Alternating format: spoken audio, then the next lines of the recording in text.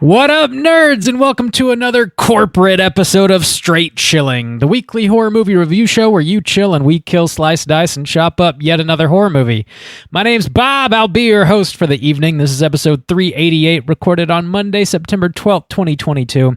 Tonight, we're talking about the winner of the September poll, which was House LLC. Before we get into it, let me introduce everyone else on the show. First up, calling in from Washington, D.C., we got our boy Randu. How do? So plump, so right. Hello, friend. Welcome to the show. I like to welcome you, you know? We are welcomed by one another. Yeah. Like, you don't get enough welcome around here, Bob. I'm here to correct that. Thank you. You know? I appreciate it. Yeah. Will you join me in welcoming our other co-host, Fair Maiden Soju, all the way from South Korea? Oh, what up? It's your boy Soju Stains LLC. You heard that right. I am now incorporated. Ooh, what do you limit think that about liability, that, buddy. Ooh, No, so limited. incorporated. That liability is so limited. Get the juice now. Get the juice now. Get it now. Get it right now. This What movie, can I sell you? What will you buy for me? I'll give you anything. Juice. The juice. Get it now. You boys want to team up with the juice company and sell some soju juice? Soul I mean, juice. Juicy juice Straight stains. chillin' soju juice. Mott's straight chilling soju juice. This movie is Ocean Let's do it. spray soju juice. Damn. this movie is the reason we started Straight Chilling Podcast LLC, as a matter of fact, because motherfuckers just be dying while they're listening to us. We got to cover our asses, you know. You know, yeah, if somebody dies while listening to this podcast, we got to be covered. Gotta cover our asses. We need some protection out there. You know. Always use protection. This limited liability intercourse. That's what we're all about here at Straight Chilling. God. Anyways. Okay. That's enough. Set himself up. That's over enough there. talking. This is the most disjointed banter we've ever done. Probably. Let's go. Let's talk about some housekeeping. Another reminder, we do have our October poll pick currently posted on our Patreon website. If you support us at the $5 level or above, you get the chance to vote in the October poll. The poll is Halloween Extravaganza. And Pumpkins. Oh my God. It's that time. Yeah, give me all the pumpkins. I don't even care. we're doing something different for this month's poll. Soju, Randy, and myself all individually chose triple features with a theme, and you guys are voting on theme alone, and whichever one wins, then you will find out what those three movies we're going to be talking about are. The three themes are Psycho Killer Qu'est-ce que c'est, They Dwell Within, and Eat the Rich. Oh, whoa, Bob, how are those numbers looking heading into October soon? Whoa. They Dwell Within is still winning. Eat the Rich is gaining on some steam. Psycho Killer Qu'est-ce que c'est is in third place. All right. You don't know what death is. Cool. Is it a tight race this time? Got a little competitive, huh? Yeah, it's not super tight. But there's still plenty of time to get your votes in, and there's a lot of people left to vote, so it could still go any which way. Well, we're still waiting for it to get super tight. Yeah, it's a wider gap than we prefer. We don't mind a wide gap, but it's a little wider. We're just burning this episode Michael down. Scott is we're burning it down bursting through my wall to say that's what she said. In other Patreon news, we dropped a brand new minicast last Friday. Juice was talking about a movie that just hit Shudder called Glorious, which is indeed about a spooky glory hole. Did you watch it, Bob? Yes, I did watch that movie. It's tough to believe people on first blush that is what the movie Glorious is. It is. It's like, okay, yeah, but what is it really about? No, that's what it's about. And I like that glory hole artwork. I like that glory hole. Cut it right there. copy paste. We're just going to use that as a 5-star glory hole. I like that glory Soju hole. gets a 5. I like that glory hole. I Wow, keep a we rating just system. got you. We're Now it's all copy paste ruined. mob. Oh God. Thank God we limited our liability. We're Thank God dropping, we're incorporated. We're dropping a mini cast every single Friday throughout the month of September and October. So you're getting double the dose of straight chilling every single week. All these mini casts are dropped over on our Patreon website. And this Friday, we got a brand new one. Justin, you're talking about a show on Apple Plus, I think. It's called Severance. Whoa, I'd just be talking. Always talking. Yeah, that is apparent. Yes. Yes, this is another brand new weekly mini cast. Whoa, spooky season's wonderful, isn't it? This is on Apple streaming service. What is it? Apple Play or whatever. I got it Plus. free with my phone. Plus, Apple yeah. Plus, Apple Plus Play or Plus. minus. It was really cool. It's super spooky, but it's got kind of technology based stuff going on. It kind of reminds me of like Black Mirror-esque type of things, except it's a whole season of a show. It's really well done. The story that they tell, the technology that they kind of weave in, it poses some really interesting ideas and questions about, who we are as people and what we can kind of tolerate and how far we can kind of push ourselves. So I really enjoyed it. I thought it was really, really, really well done. At this point, save some of the mystery, guy. well, I was going to say at this point you could probably find it streaming elsewhere, but I don't know. I think that's an original to Apple, if I'm not mistaken. Yeah. Well, I was just saying, Steal it. That's what he was Black saying. market stuff. Thank God we limited our liability. I didn't want to say it outright, but Randy pushed me to it. But yeah, anyways, no choice. I know, Randy, take Really put the hint, thumb screws on. okay. So When I anyways, say stream, what I mean is steal. So yeah, check that out. Tight. We got something new that just dropped on our YouTube website. We got an interview that Juice filmed back at Spooky Empire, where Corey Taylor was spinning some wild ass yarns. The singer. Yeah, I personally sat down with Corey Taylor. We're best friends now. We hung out all weekend and just had a really tight, close interview. Just wore masks. I grew up really always loving Corey the Toolman Taylor. He's my favorite. So yeah, this is an interview that we saw at Spooky Empire, and it was with Corey Taylor, the lead singer of Slipknot and Stone Sour. He was talking about horror movies, his preferences, his thoughts on the genre, and some just I don't know, making horror films and stuff like that. He talks about recording in a haunted studio at one point. He talks about his relationship with his bandmates, one of them that passed away. He talks about his relationship with Chester Bennington, who was the lead singer of Linkin Park, who died. So yeah, he talks about some pretty interesting stuff. So if you're interested in that, check it out at youtube.com/straight chilling podcast. Nice. The last bit of good news we're going to share for housekeeping is we're bringing back our Chilloween party. Whoa, second annual. Yes. Hell yeah. So this is something we did. Deuce annual. We did for the first time last year. This is a Patreon exclusive thing.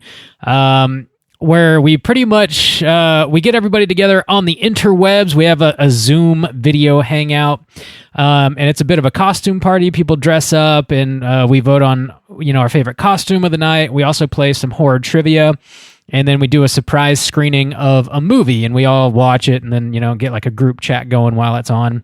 It's just sort of a cool place to hang out with some like-minded folks that listen to the show in a fairly casual way. And that's going to be happening Friday, October 14th at 9 p.m. Eastern Standard Time. So check that out. Mark your calendars, and that's available to any level of patron. You don't have to pick a specific level. Just if, even at the $1, whatever, you'll be able to do that. Hang out with us. What time is that? Korean Standard Time, Bob. That's it's going to be 8 a.m., right? It's like 27 o'clock, something like that. Or 10? 7 a.m. 7? Oh, okay. Close. The daylight We've been doing savings this 5 years, situation, That's going to happen in November, luckily, so. Okay, gotcha. So yeah, Friday, October 14th at 9 Eastern Standard Time. Mark your calendars. That's all I got, gentlemen. Anything else you guys want to mention?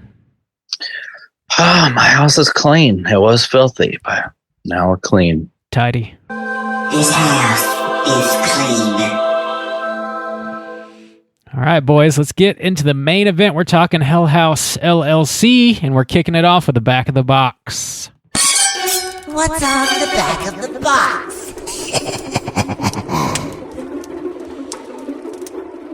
Bob, do you have this box?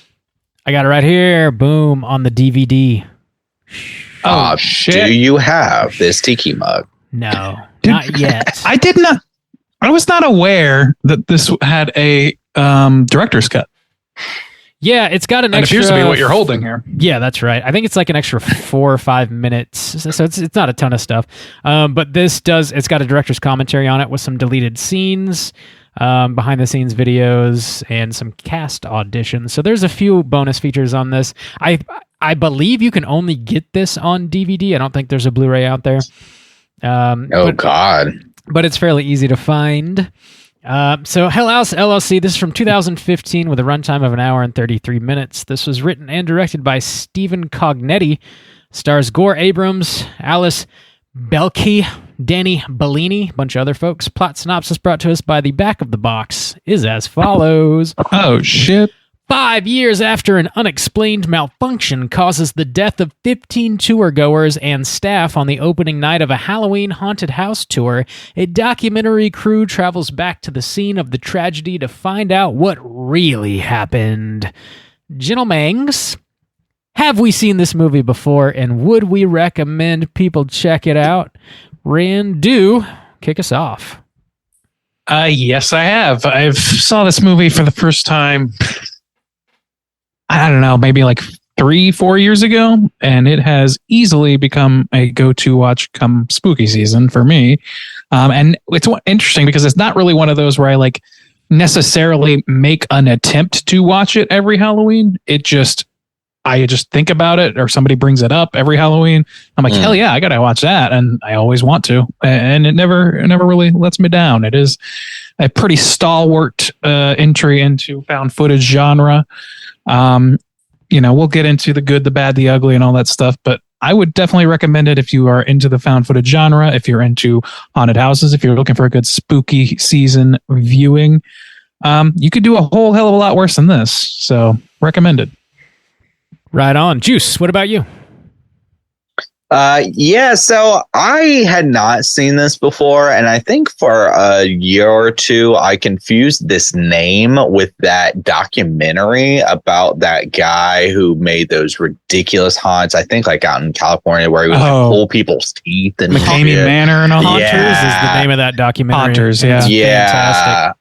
Yeah, there was a glut of haunting location horror movies all of a sudden. I think this was the first one I saw, or I was aware of. Yeah, I think so, because Haunt definitely came out a couple years after this. I think Extremity came out a little bit before this, but anyway, sorry, continue. Okay. Oh, no, yeah. So anyway, so this actually was the first time watch for me. And yeah, I liked it pretty good. It sets up spooky season pretty good. If you don't like found footage, I think this might be a difficult watch because it's pretty gritty found footage, it's some dark shots, a lot of movement and stuff like that would be my only knock or like non-recommended like thing for it is it's very much like rooted in the found footage subgenre. So if you don't like that, then I don't think you'd like this movie. But otherwise, it was a great way to kind of get into the spooky season feelings, and it was pretty effective in what it was doing. So yeah, I would recommend. Bob, would you recommend House LLC, Hell House Incorporated? Hell yes, I would recommend that. This was I think this is my second time watching the movie. And it just like really got me in the damn mood for Halloween. It got me in the Halloween spirit pretty hard watching it this week. We're coming up mid-September. It's I don't know, it's perfect time. The stars aligned, and I was really vibing with this. All right. I'm not like a huge found footage guy. You might be like 50-50 on them, but this one really worked for me. It's got some really effective scares happening, and I just generally find like extreme haunts or like home haunts to be really fucking interesting. So I dig this. I recommend it, and it's on Shudder still, I think, with the sequels as well, so it's really easy to come across. So if you haven't seen it yet, I would say treat yourself. Check it out. We got a winner. We got a winner.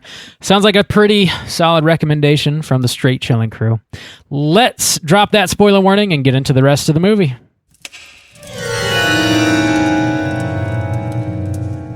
Spoiler warning.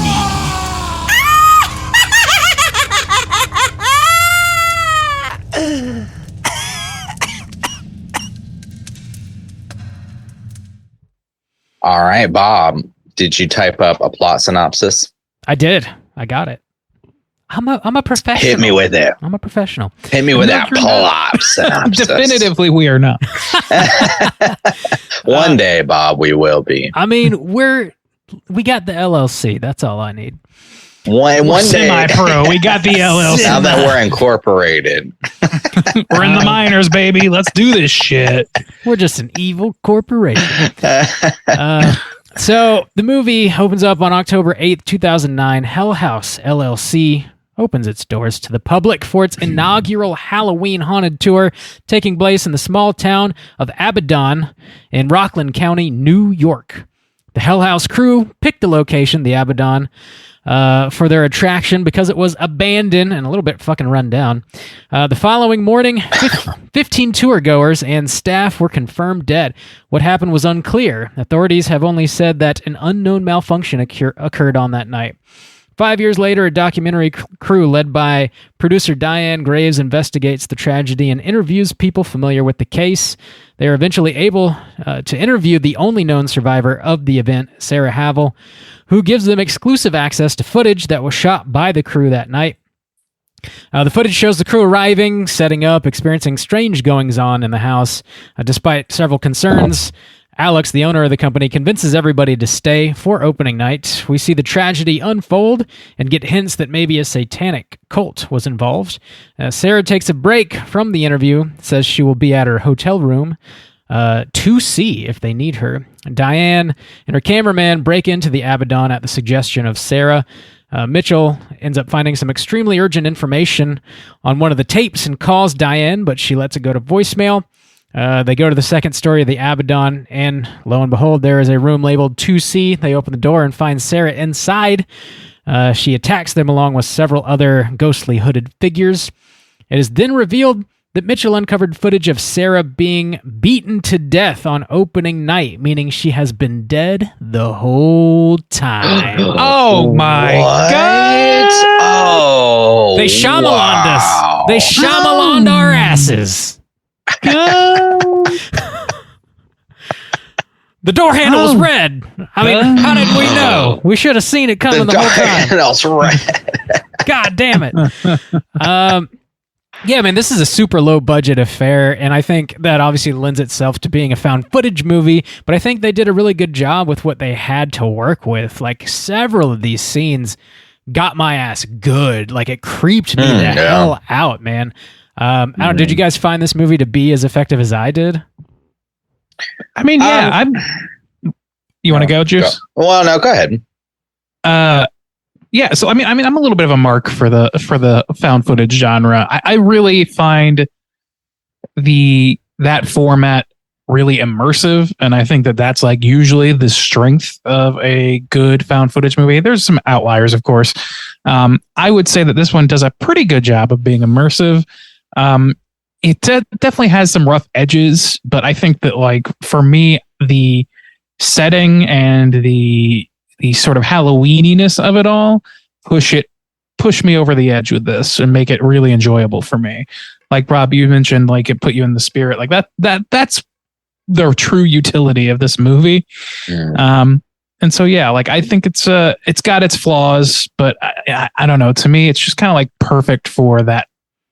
It's perfect for its setting. It's a perfect use of its setting. I think some of the scares are legitimately good, and they do a good job of setting those things up, and the way people react to them, while sometimes a little bit off the wall, is fairly understandable, which is a big deal in found footage, especially. So yeah, I mean, I just think it's pretty good at what it's trying to be.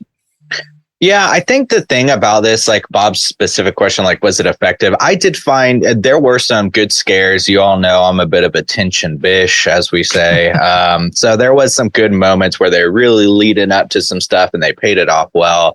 But one thing, and this isn't necessarily a negative, because I think it speaks in some way to how low budget this is and needing to go kind of found footage with it, which I think is a smart choice. But I personally never really fell into the story. And so a lot of the moments and beats, I was really more focused on like, this is a really good, smart choice for people making a low budget film. You know, I was always in that realm of saying like, wow, you know, they're really making a full length film out of this, and this is how they're doing. That's pretty smart, or that's pretty clever. Like focused on the craft of it. Yeah, I was more like I couldn't fall into it. It really was just about like, oh, they just moved a clown doll over here. Like that's fucking smart because you don't have to do anything, you know. With that a little bit, Juice. One of my critiques of the movie is that we don't get a whole lot of depth of the characters involved, so it's hard to really identify with any of them. And I guess that sort of like does detract from the overall like investment as a watcher, and also like the found footageness of it. I think the movie does lend itself to that, especially it being so low budget. But specifically in the house, and maybe this was just an issue I was having, I couldn't like get any sort of spatial awareness because they were constantly moving room to room and like the shaky cam, and I couldn't figure out like where we were at, like in the house, like were we right by the front door or were we on the second story, or like I found myself lost a lot of times. Yeah, that's I agree with easy that. to do in this movie. Yeah. I don't really have that problem, but I think that has a lot to do with how many times I have seen it at this point. Yeah. And I don't remember feeling that way exactly, but it's easy to understand how you would get there.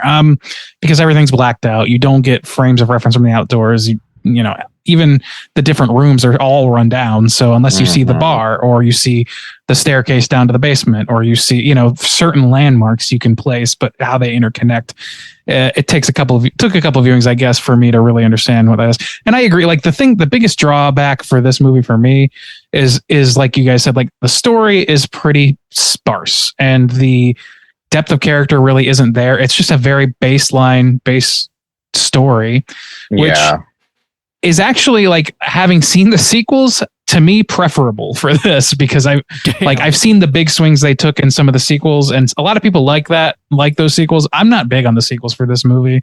And I think it's one of those things where it's like, it's almost like not to compare it to John Carpenter's Halloween, but it's almost like that, where it has this, you know, like if you put too much into the story, then it just kind of like collapses under its own weight and stops. You know, I like the more you try and get invested in the story, the weaker the story starts to feel. So what I felt immersed in was the banter between characters, even though it took a few viewings for me to really understand who's who, what's each person's motivations. And I'm still not entirely sure what some of those things. They keep it pretty tight-lipped and in terms of their true motivations, besides just making this haunted house. But if you kind of meet it that way, that kind of works for found footage to some extent, because if you're going for a feeling of reality. What you're not going to see is people bearing their souls to the camera all the time. You might, see, so like, I don't know. It's kind of a double-edged sword where it's both good and bad. It's bad from a narrative perspective, but it's good from a place setting and found footage like standpoint. So yeah, that's that again, like that same exact point is like there were moments in this film where I was like, well, that's a bit of a cop out from a story standpoint, but I was like, I can completely understand why they did that, and actually, that's kind of smart, I guess, for what this film is trying to get away with. For instance, like when they do the glitchy cam, when the guy's trying to give his motivation or speech of why they need to stay, he talks to that guy, I think his name is Alex. He's trying to convince everybody to stay. People are freaking out, they don't feel like it's safe, and then he has it on camera. He has this one conversation with this guy, but they glitch out the actual conversation, they glitch out the actual reason why it's so important for them to all stay at this house. And so I was like, well, that's, I don't know, that definitely takes something away from the story, but it makes sense to me of why they would do that. So from a craft standpoint, I'm like, oh, that's clever, but also I'm kind of pissed off as a viewer, after the shit that these people saw, like there's no possible way I would have stayed for opening night. There's no possible way. Shit, no, I feel the same. Around, like, or even staying in that hotel, I would be like, I think we can get another room. I think we can stop by a 7-Eleven or a 7-Eleven. Super 8 is what I was going. Let's just sleep in the 7-Eleven. Just sleep in the bathroom. They don't check those bathrooms. Lock the door. Just fall asleep in the urine. It's fine. Yeah, no, like that's the thing is like it really does kind of fall prey to its own conceit in that way. And you're right. You can see the seams of this thing. That's what's so interesting about it is the sum of its parts to me is so much greater than its parts. But at the same time, like you watch this movie for its parts, like for its in not necessarily the elements, but for each individual moment. Like the moments are what work. Like I like the little moments between characters where they're just like riffing on each other, or I like some of the little moments where like I don't know, where somebody just gets spooked, or somebody like, or we get this like omniscient sort of like documentary of the documentary footage of people talking about it who saw the events happen or whatever. Some of those parts are a little weaker because some of the actors are fairly weak in that, I would say. But overall, I don't know, like it just kind of like somehow works itself into feeling like a lot more fun and enjoyable than it really like seems like it ought to, based on like analyzing any one piece of the puzzle. You're almost just walking. I mean, you really are just experiencing this house as if you were walking through it on opening night. In a lot of the scenes, anyways. That fucking clown, man, is terrifying. It's like bleeding out of its eyes. It's huge and lumbering, and like whenever it's, I forget the camera. I think Paul finds it like it's standing at the top of the stairs, and he looks down the stairs and looks back at it, and its head is turned. Oh my god! Shit my pants. That's a great scene. The thing is, they do that twice, and it like again, it's that same thing with Justin that Justin said. It's like it's annoying if you think about it, because it's like, oh, you tried to pull the same trick on me twice. Yeah, like I'm annoyed that it worked because try something else. But also, this is an incredibly low budget movie with very limited capabilities, so it's tough to begrudge them for doing variations on the same move, So I don't know, like there's something scrappy about this movie, and I've used that term before for movies, and I think that I'm very appealed to that, to the idea of like, rogue filmmakers kind of doing their thing, hell or high water, blemishes and all are going on the screen, and they're going to have their premiere one way or the other. I really love that. And this movie definitely feels like that. It feels like you're watching the movie get made because of the way it is portrayed, just like this way, the setup of the story. Even though I don't love the story itself, it just sort of like, it just adds to that feeling of scrappiness of like, people just making it happen. But if you start to analyze the story, man, it starts to fall apart. Like, let me ask you guys this. Juice as a first-time watcher and Bob as a second-time watcher, you said? Yeah. That whole scene where Tony is about to bail out and he's like, okay, I'm getting the fuck out of here. Fuck you. And then Mac like walks him out to a field and has a little heart-to-heart discussion with him. And he's like, yeah, I can't leave. I'm not going to leave. That's the scene I was specifically referencing. Right. So like, did you feel like you understood what they were getting at with that? Like what the reason is that he was given? No, because they glitch out, and that's kind of my critique. Right. I mean, there's some guesses, like their money's invested, or maybe what's her name is pregnant or something. But no, I mean, they glitch out, and that was kind of like my critique of it.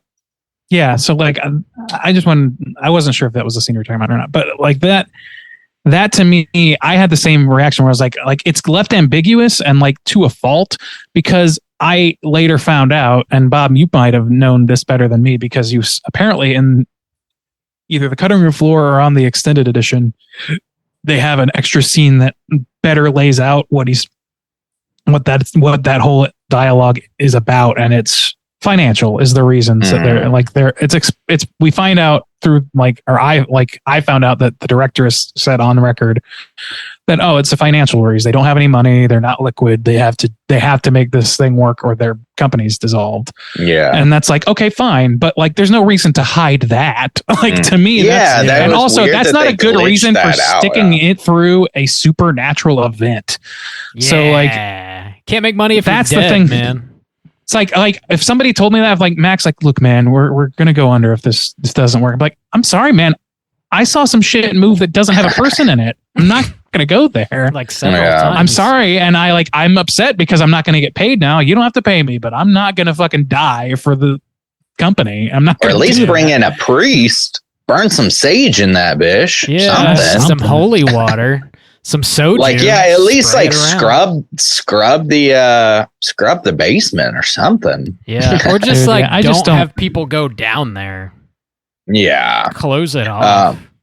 And that was a little bit of the weakness too, is at the beginning of this movie, they set up the end, it's we're past it. They're doing newsreels and talking to people. Well, and the thing is too, I was really paying attention. I caught it. I mean, they're not promising you necessarily anything. Almost everybody says, and it kind of started even like annoying me a little bit.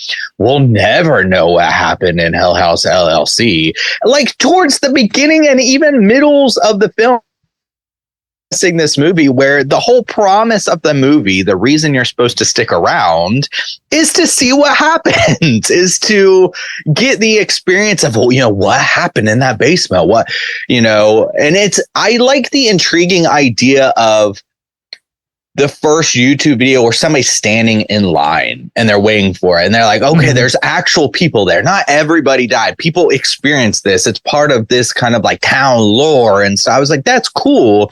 But they don't need to like shoot down their own movie constantly by saying like, we'll never know what happened. Like everybody says it constantly. I think that they think they harp on it too much, but I don't think that's a bad thing for them to say, because what that does is it sets up for when what's her dick comes along, the girlfriend, whatever her name is.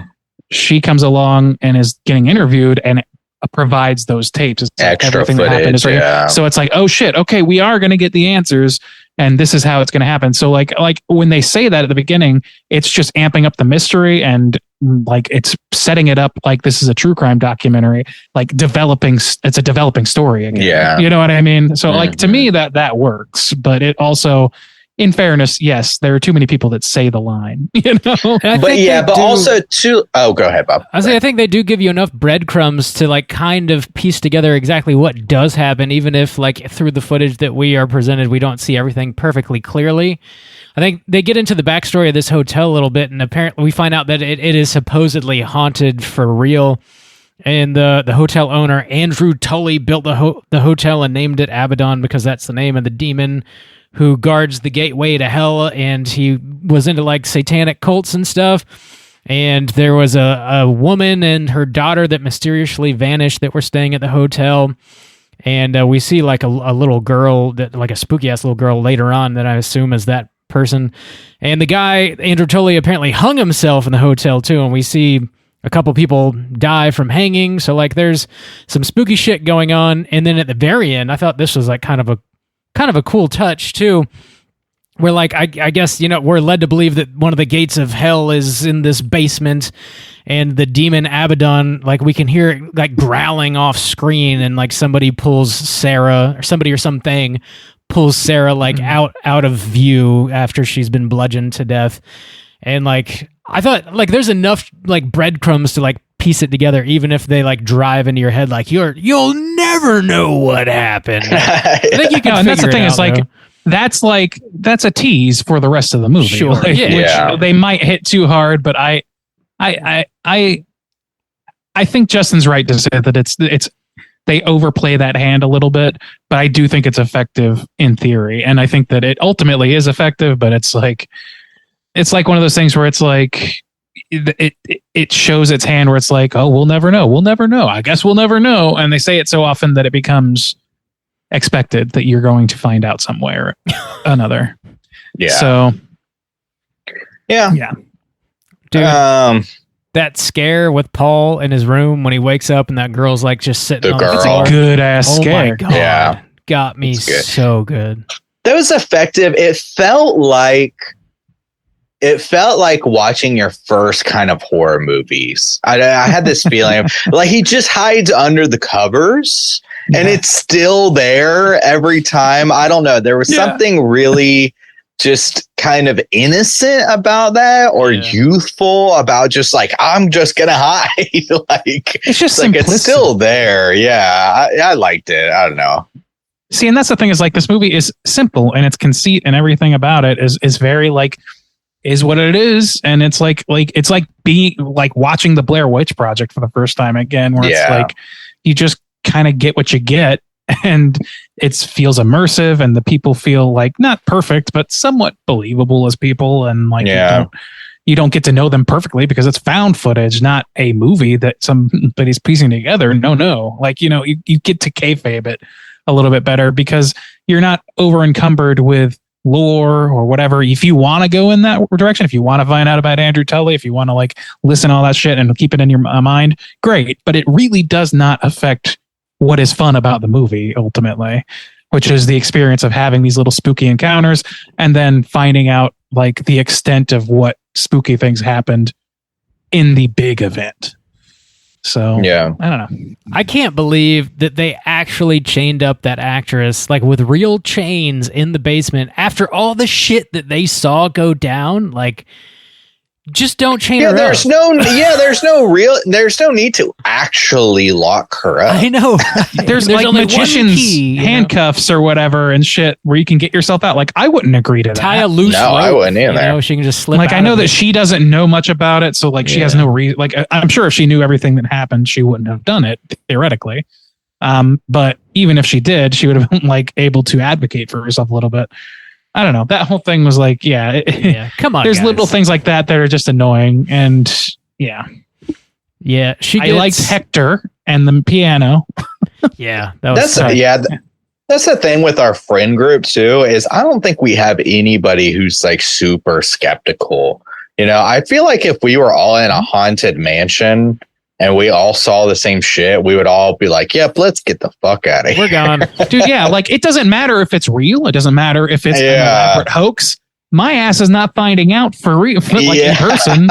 We'll let the fucking Scooby-Doo fucking Mysteries Inc. go solve this one, because my ass is out. I'm not going to, like, tempt fate. Now, there's a company that's incorporated right there. Scooby-Doo Inc.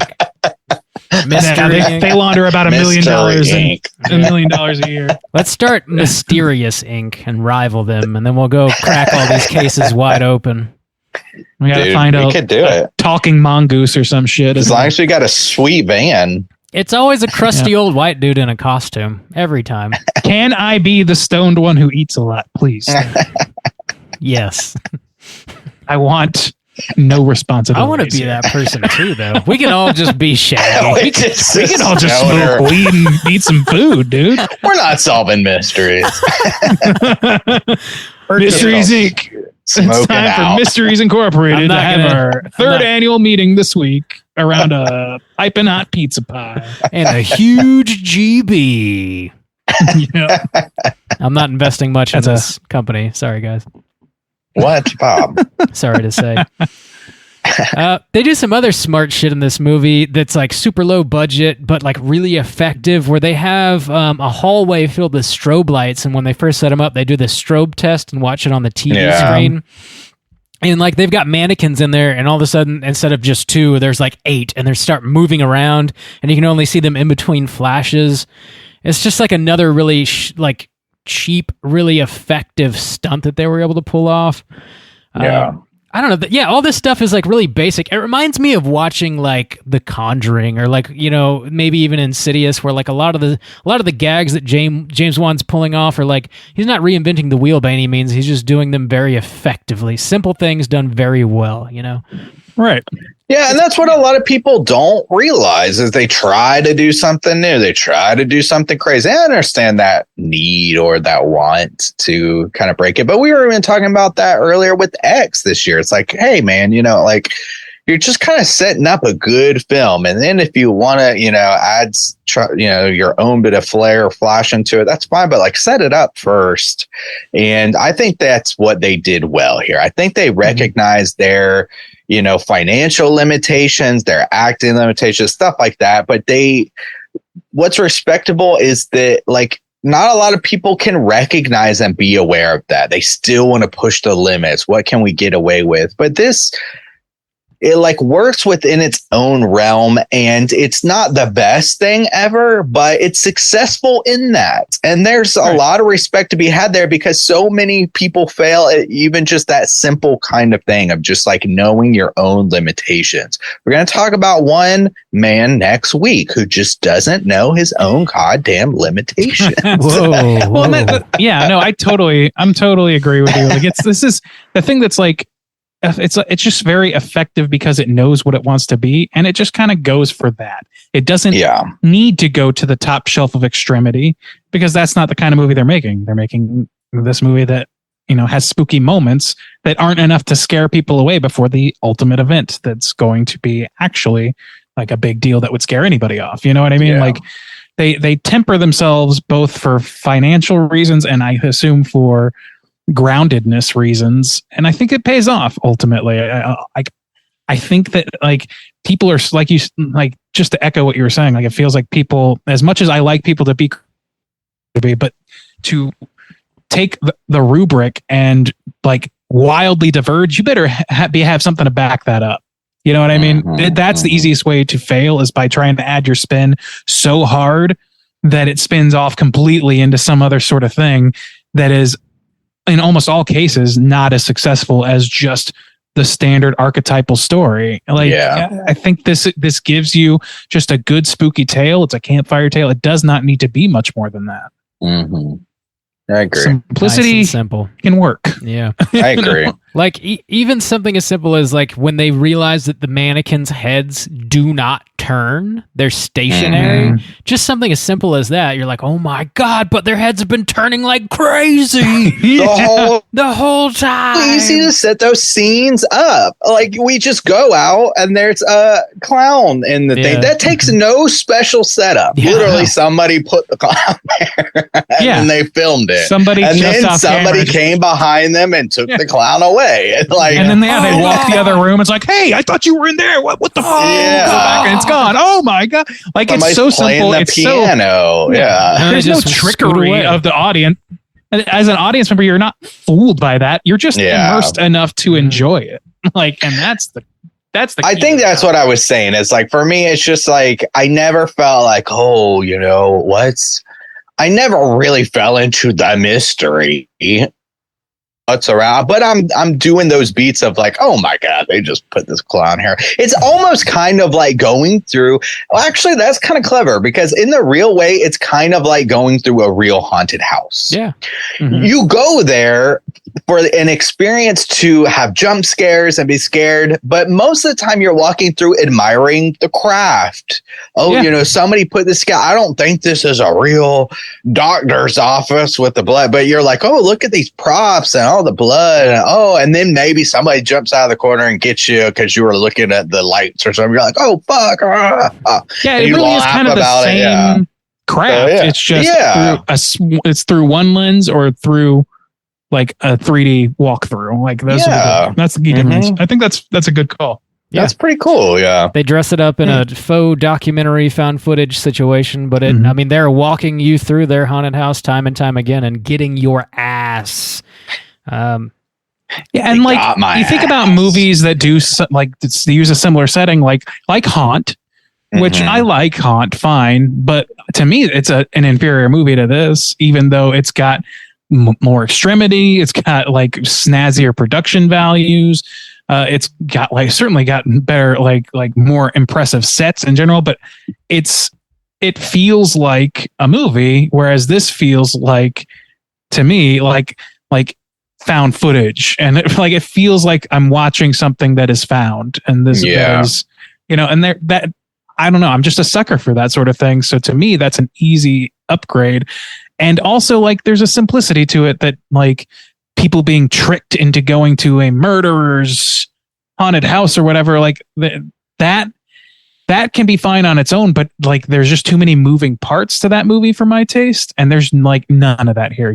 There's no moving parts except for the like few things that you're supposed to pay attention to exclusively.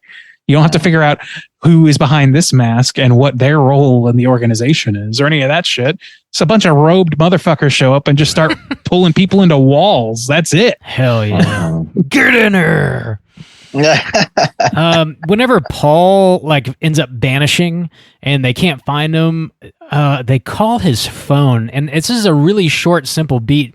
They call his phone and he answers, and like they just hear this crazy loud explosion of like digital noise and like screeches, like so loud that no phone would ever actually be able to make noise that loud. And they just like drop it and it shuts off. Another great like jump scare. I guess you could call that like kind of a cheap scare, but it like works in the context of the story, and I think it's effective for what they're doing. Also, that dude who plays the clown, Joey, I think is the character's name. Before he's in costume, they show him like pop his real eyeball out.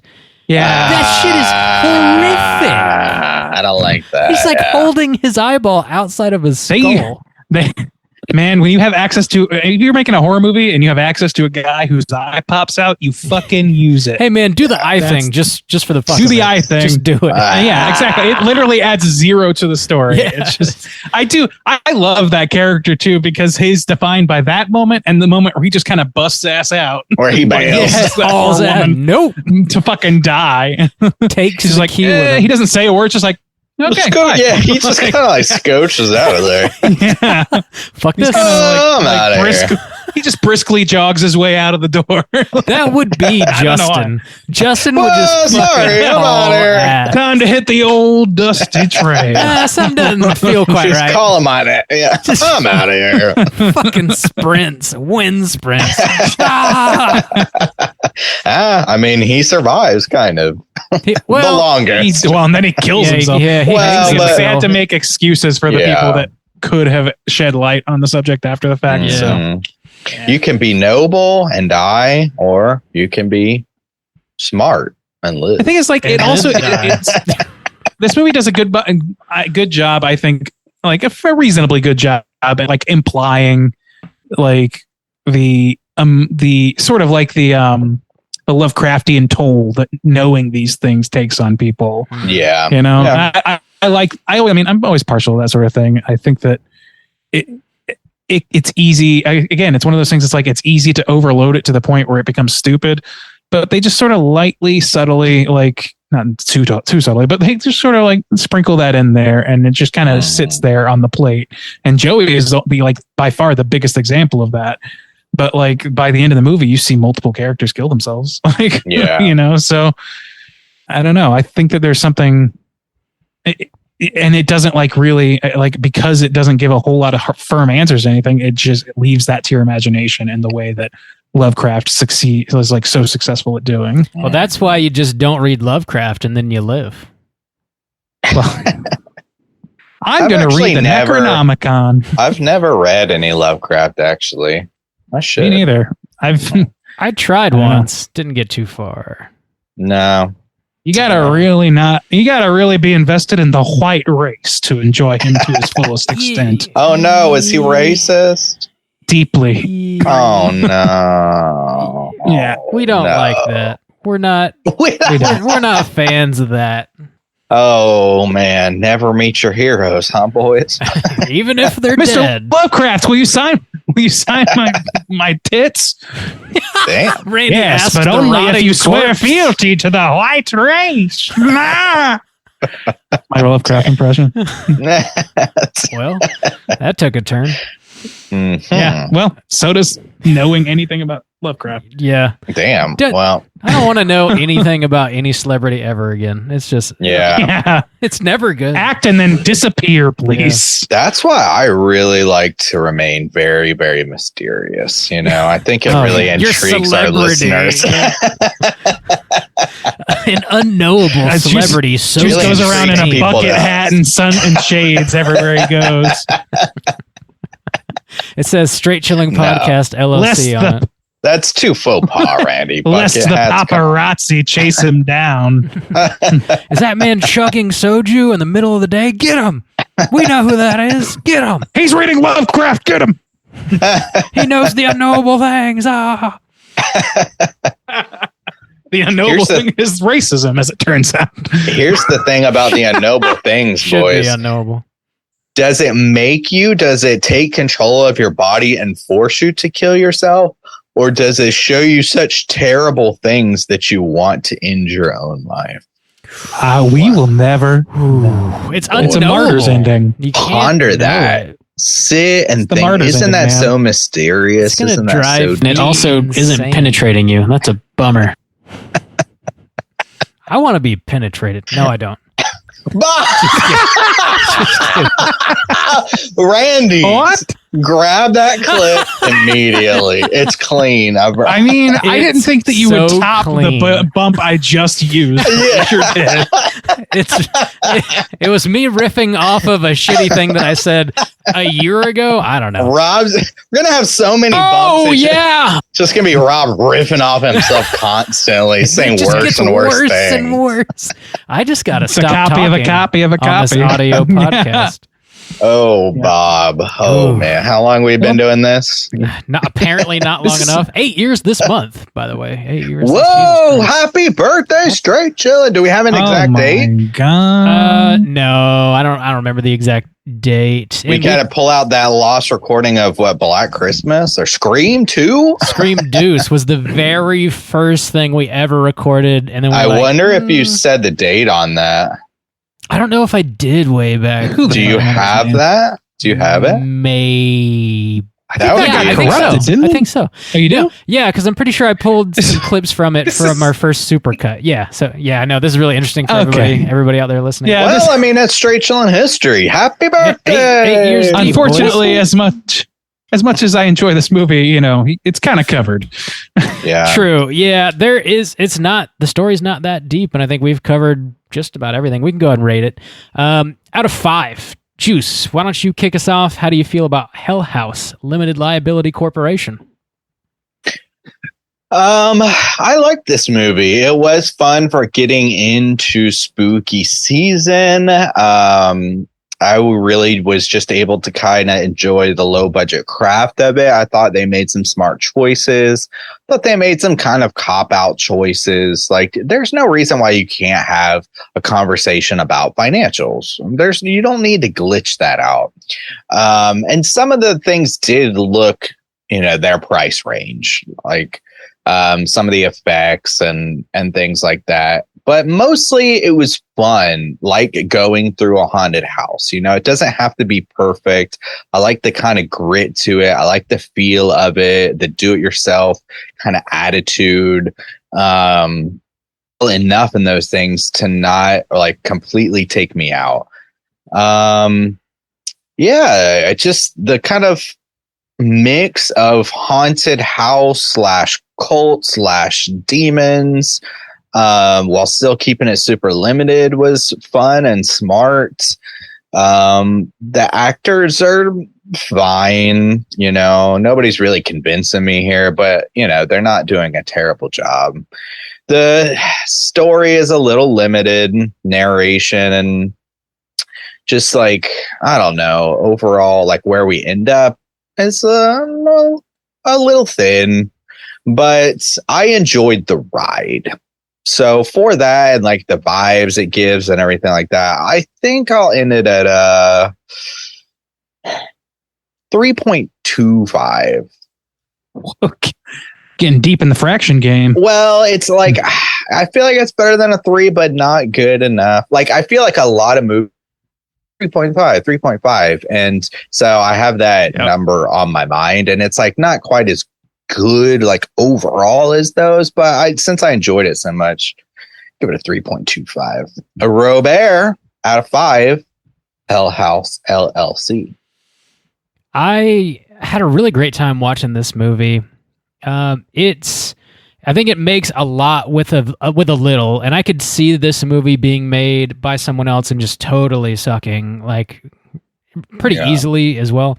I mean, they could have done more with the characters, and it probably would have enriched the movie a little bit if we like really had solid personalities and motivations built out for everybody. The biggest motivation needed is why everybody is staying. Like, how is Alex able to convince all these people to stay, and why is he so hell-bent on staying? Apparently it is money, but like they could have just wound that into the story, and it would have been more satisfactory, I think. Even if it was ultimately unbelievable for me, like I wouldn't stay because of money, because I'm worried that Alex is going to lose his company. I'd be like, sorry, I don't want to lose my fucking life. I'm seeing this giant ass clown mannequin move all over this joint, and that's nuts. Dude, the scares in this, though, there's so many that are so simple and so effective. I love that kind of stuff. And we kind of walked through the majority of them. There's one that the only one that comes to the top of my head that we didn't mention, was where they find Sarah down in the basement, and she's like speaking backwards, and it's like totally inhuman and unnatural, and they sort of wake her up, and she freaks out, and she's screaming, and they run into the clown again, and they go through the dining room, and somebody's lit a shitload of candles, and then the clown appears. It's just like hit after hit after hit, and like after that, dude, everybody would leave. Nobody would have stayed after that. You'd have to. But I love how effective that stuff is, man. It really works so well for me. And the little bit of like backstory they give you about the hotel, I find that really interesting, and how well it really does play into the opening night and all the shit that goes down, and how you can like hear the creature sort of like snarling off screen is just really, really effective, man. All the way up until the very end where they find the ghost of Sarah in the room 2C or whatever. It's a satisfying ending overall, I think. It's a little thin on plot and a little thin on characters, but it's just a fun ass ride to go on. And I think I just like love the idea of like setting up and operating a haunt. That's just such a fun idea to me. I would love to do something like that, and like the fact that we get to see them sort of set up and work through it is just like really, really enjoyable. I'm gonna give this a 4 out of 5, I think. Whoa, Randy, how do you feel? Yeah, I mean, I echo a lot of what you said. To me, it's like this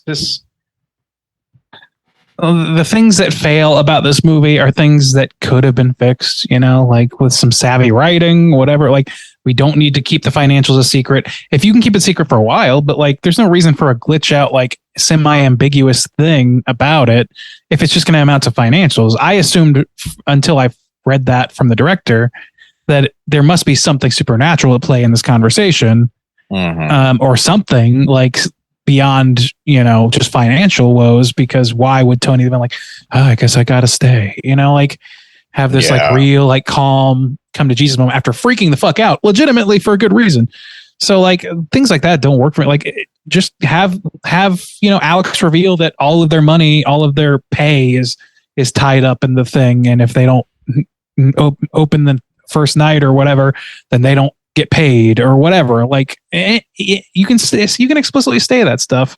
That doesn't need to be the mystery. The mystery is what the hell's going on in this house. And explaining why people stay there should be the easier part, even though it seems hard for us because we're not seeing it done. There's got to be some like storytelling beat that you can tell that isn't just ambiguous nonsense that can justify that for us and let us focus on the real mystery if that's what you want us to do, or just the journey. And fortunately, the journey itself is very strong. And through both of those situations, it carries things through. I think that, like I said earlier, that you can dig into it as deep as you want, but ultimately this is a fun ride. And I mean that like in a Universal Studios sense. It feels like walking through a haunted house. Like Justin said, it feels like an attraction. So like the story is secondary. You're there for jump scares. You're there to be like immersed into an environment and to feel like you're walking through a haunted house. And you get that. You get that point blank. It's also a relatively short movie. It's also a scrappy DIY project that is very clearly something of a labor of love. And so you got to love that about it. And you got to respect that the end result is as fun as it is, because we have seen, or I have seen certainly several movies that were, put together by hand by a scrappy group that just aren't nearly this fucking good. It is so much easier to make a bad movie than a good one. So much easier, or else it wouldn't be fucking a multi-billion-dollar industry. So I don't know. I love this movie, and I like, for me, the spooky season of it all, the Halloweeniness of it all really, really adds something for me. And I think that pushes me over the edge to really loving it and wanting to watch it, even after seeing it, 3 years running at this point.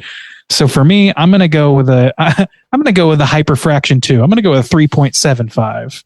There you go. Let's even me out. 3.73 repeating. You complete me, Randy. I round you. So that's a weird sexual term I never heard of before.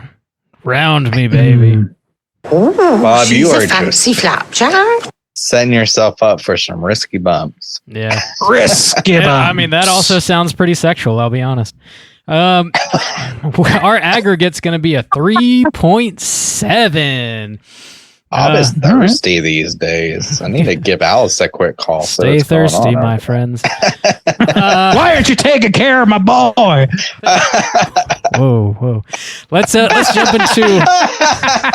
Oh, that's the bridge. That's the bridge we won't cross. We gotta draw the line somewhere, I guess. Let's go ahead and jump over into our Rotten Maters segment. See what the critics and users think about House LLC. Certified fresh to death.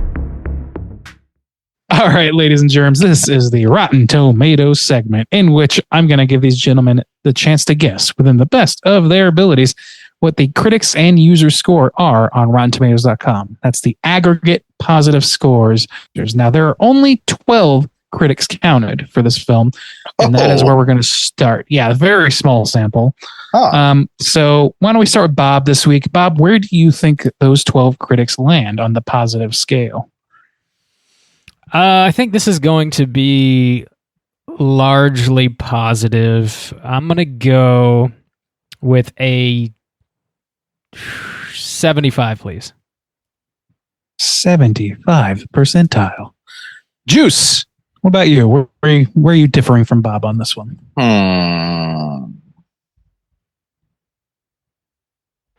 Damn, with such a small sample size, it's hard to guess. I'll go higher, and I'll say 80. 80, all right. Well, gentlemen, I believe this is the second week in a row that we had ourselves a little ringy-dingy on this critic score. Juice! Oh! You fucked up. Oh, no! It's a 75%. Got his ass. Yes. Cheater, Blumpkin eater, Bob. Sweet victory is Bob's. Yes. That's a very successful Simon Cowell moment for me. Yeah, you psyched it out, Randy. All right, 75%, only 12 critics reviews, so there's not enough to give it a certified fresh or anything like that.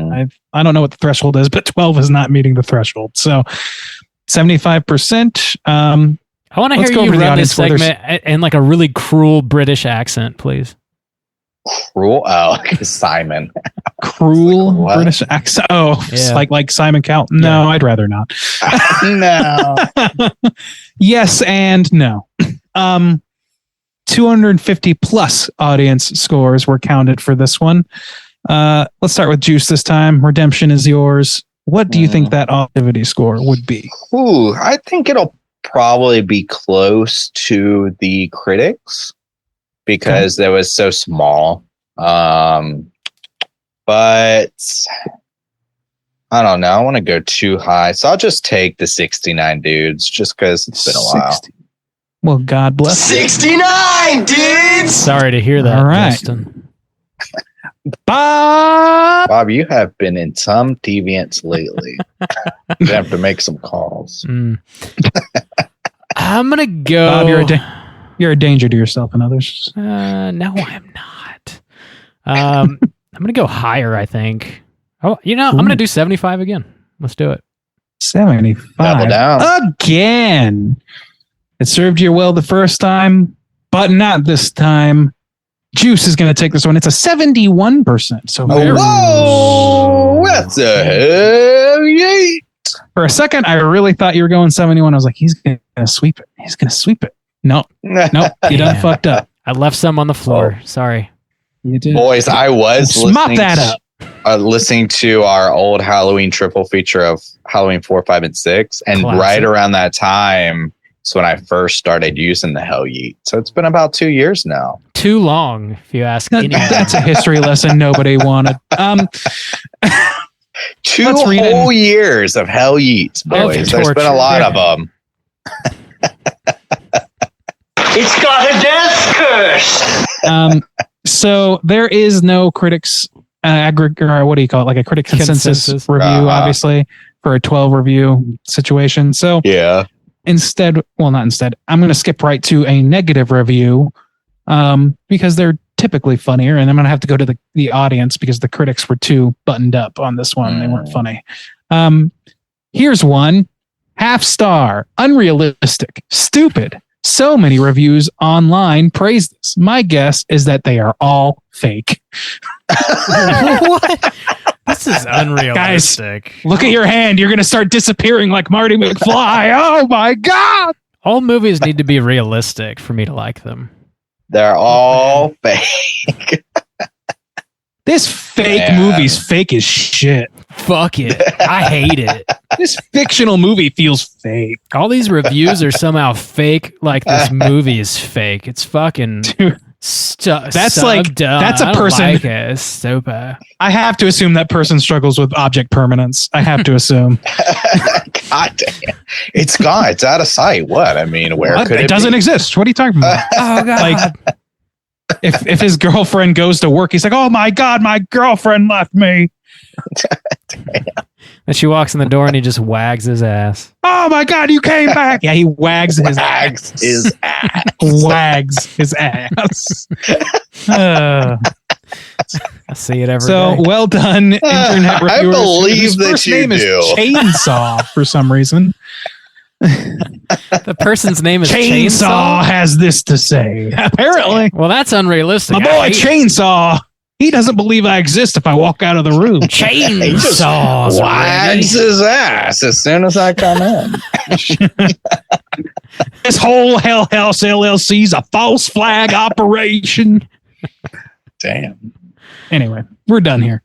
All righty then. Let's go and talk about some trivia. It's totally time for trivia. Bob, is that a lot of trivia on House LLC? There's a few I got here.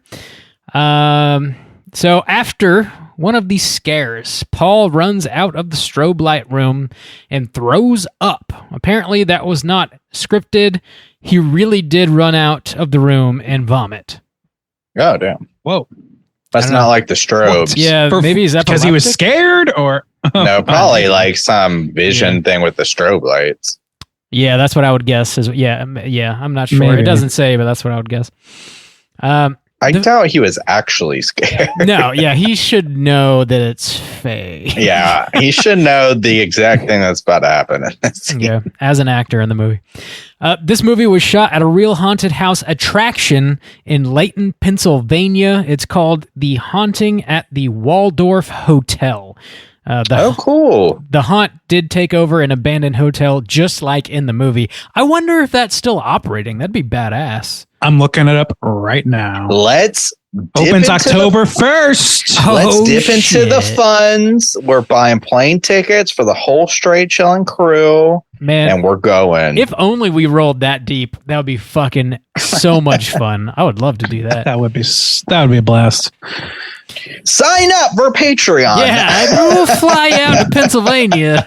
And Oh yeah, you can become mega chilling status if you donate $500. Chilling. All you have to do is pay us $1,000, and then we we'll will fly you out. And Apple gift cards, of course. If you want to hang out with the Straight Chillin' crew, all you gotta do is pay $1,000. We'll buy your plane ticket, Bob's plane ticket, Soju's plane ticket. Everybody will definitely show up and not move to the Caymans. And of course, we'll need your social security number for verification purposes. I think that goes without saying. Let's make that $5,000. You know, we want to get a nice hotel. We know you guys got it. You guys deserve better than the super rate. Than the 7-Eleven bathroom. 7-Eleven bathroom is what we're doing. But let's just skip that. I mean, some of us deserve to fly first class, you know, so let's make it a cool 5,000. Just round it up. Just round it up. Around here, that means big money. Some more trivia. Writer-director Stephen Cognetti is uncredited in this movie, but he plays a cameraman with the tour group in the main sequence of the film. The piano, I didn't actually listen back to confirm this, but allegedly the piano theme that we hear throughout the movie sounds like exactly like the Meow Mix jingle, just slowed down some. No. Oh, Randy knows it offhand. Damn. I've seen it enough times. But Meow Mix is like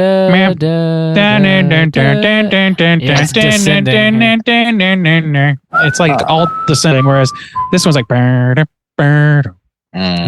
crawling, the worms crawling. It's closer to that. Oh, a little Hearst song action. Yeah, it's a little closer to her song than it is to Meow Mix. Shit, fucking cats. We're musical here. Fucking cats. Fucking get the fuck out of my movie, cats. Fucking in your food. We all have a bump of us saying fucking cats. Oh, I'm sorry. I thought this was House LLC, not Meow Mix LLC. Not Cat fucking LLC. God, we're burning this episode to the ground, dude. Yeah, this is not a flattering episode. I'm so sorry for first time listeners.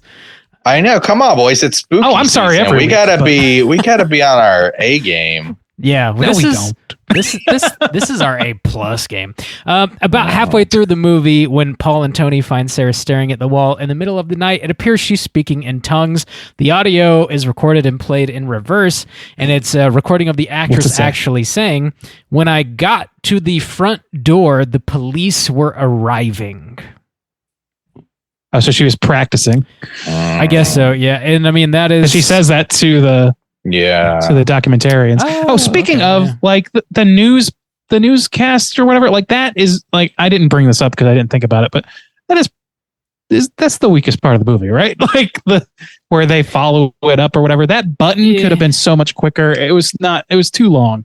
Yeah. And you could feel like the cheapness of it a little bit too. You know? Yeah. Kind of remind me of WNUF, kind of. Yeah. A little bit. A couple more for you here. At the beginning of the movie, there's a 911 call. You hear a woman frantically talking to the police, saying what's going on. The voice is muffled, and you hear she's saying something like, they're blah, blah, blah, blah, blah, into the wall. And if you listen really closely, you can hear she's saying they're pulling us into the wall. Which, if you're not like really paying close attention, that might be missed by maybe first-time watchers. I don't know.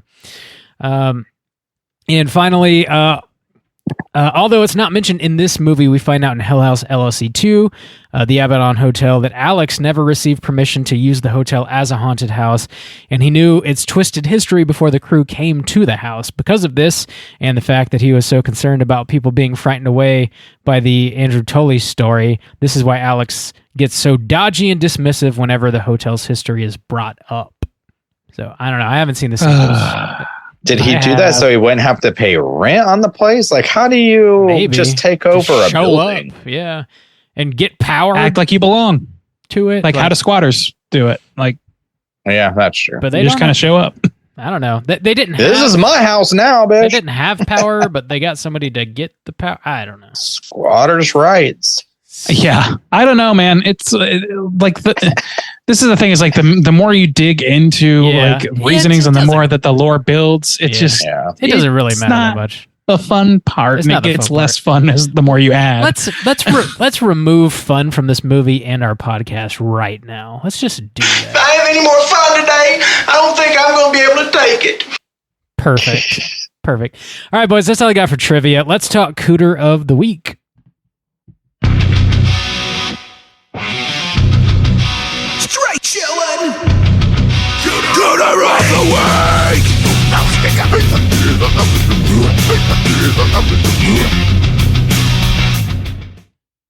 Juice, what is a cooter and why do we hunt them? No, Cooter's type. Okay. Damn. And a straight chillin' exclusive. Cooter must hit 3 of these 5 points to be considered a cooter, but we want the cooter with the most points. The 5 points of cooterdom are sexual deviance, manipulation, smug arrogance, overall look and attire, and overall patheticness. This one might be a little tough. I think maybe there's one cooter. Anybody stand out to you, boys? My initial impression is Paul. Paul or Alex. I think they both hit. I was thinking Alex. Okay. Alex has some maybe, but at least outwardly, Paul. Yeah. Paul he is not shy about coming on to people or like creeping on people. Literally, like just filming his friend's ass in their private room. So I creep. Yeah. That's like I've always been a creeper. I don't know if that, Yeah, I forgot about that scene. That's true. I guess that might hit on sexual deviance and patheticness. Like that might be kind of a double-edged sword there for Paul. Well, he even like later is like, and the only girl here is, and I've heard an actress or Sarah, and Alex doesn't like to share. It's like, okay, get out of here, man. Yeah, that's a little. He talks about like hoping share your girlfriend with me. What a prude. He talks about hoping like one of the people they hire is like going to be quote bonable. It's like all right. And he's very creepy towards her. Yeah. I think that's all he's always got though. Really, like that's the thing is like his character is just that. Yeah. So I don't know what other things he gets. He dresses normally. Manipulation, not really. No. I mean, not really And, arrogant that I can tell. No. That's what I think. So Alex definitely has the arrogance, I think. He doesn't listen to anyone. He dismisses them, despite the fact that most of the time it's like his girlfriend that's in direct danger or doing some spooky shit. So smug arrogance, he's manipulating them because if he does know the history of the hotel, then he's obviously keeping that from them in order just to make money. So manipulation, smug arrogance. I don't think sexual deviancy. No, I don't think so. Looking at tires, no. So does he hit patheticness? I don't know, man. It'd be pretty light if he does. I don't really feel it. Yeah, I don't either. Yeah. Okay. Just a couple cooter lights, really, but nothing. Nothing too bad. I guess some tendencies, some cooter tendencies around here, but I don't see, that's the thing. Is like this is what I like about like the characters are a little thin, but like when they get together and they start chit chatting or whatever, it seems pretty affable. Like that whole scene where like they're talking about the guy with the Brooklyn accent playing Satan. I laughed my ass off of that every time. Yeah, that was pretty funny. I'm like, welcome to hell, or whatever the guy is like. Does his impression, and it's very. Felt very like organic. Yeah, so that felt genuine. Running a haunted house in Queens, that would be. I'd fucking go to that shit real quick. Yeah, no shit. Grab a slice afterwards. Now you're talking. So Hell House LLC's sign up now, Patreon. Only $10,000 ahead. We will fly you out for a We will fly you of pizza first class in Queens for your small donation of $10,000 of $69,000. Juice will tattoo your name on the interior of his ass crack. Damn. Get in there. Spread it apart. Get the juice now. That's our new Patreon tier is the juice now. Get the juice now. You can get the juice now. Get the juice now. We're gonna get done, dude. Just go to this little website. Let me spell it for you. ONLY. Only fans of juice. Get the juice now. Gentlemen, let's talk about what we've been watching these past 3 weeks. Whoa, Bob. Jesus Christ. Hey gang, what you been watching? Oh boys, Randu, what you been watching? Well, here's the back catalog. I finished the main, a majority of Donkey Kong Tropical Freeze. It's a great game. Yeah. I think that there's a lot of people that call it one of the greatest platformers of all time and all this shit. I don't know about that because I don't play enough modern platformers to really capably say that. But I'll say it's better than any Donkey Kong Country game I've ever played. Really? I gotta look this shit up. I remember you mentioning it. It's it's by a matter of margins. It's not but it's less frustrating than those games. So there's less getting mad and rage quitting and all that dumb shit. It's a lot more manageable. It's for the weaker of the gamers. Yes. Here I am. Doesn't challenge them with a real. I mean, it's got its challenges, but it's not, and it's I don't know. I don't want to get too deep into it, but it's a fun game. It is an enjoyable game, and it's it makes you feel like a badass for doing things that you're for just figuring things out quickly. Looks good. Halloween is Grinch Night. I watched that as well. I did not care for it. Really? That's all. We talked about this before. Remember, I just found out. That's what made me watch it. Yeah. I'd never seen it before. Had you seen it before? I had seen 5 minutes of it prior. Okay. And I just, for whatever reason, had to turn it off, and I hadn't checked it. I might have seen it as a kid. I've been saving it for October specifically. It's a very, very strange show, and I don't know that it really speaks to Halloween, except that there's a lot of orange in the color palette. Okay. Interesting. So it's a strange thing. I can see why it didn't take off, and there's music in it, and the music is not good. Bummer. Damn. Don't ruin it for me before I get there, Randy. Damn. Well, I mean, maybe you'll feel different. I don't know. But you think about the fucking Grinch Stole Christmas, the music in that is not it's not mind-bendingly great, but it's fun. It's fine. It serves the purpose. I think it's good. It's good. It's good. Yeah.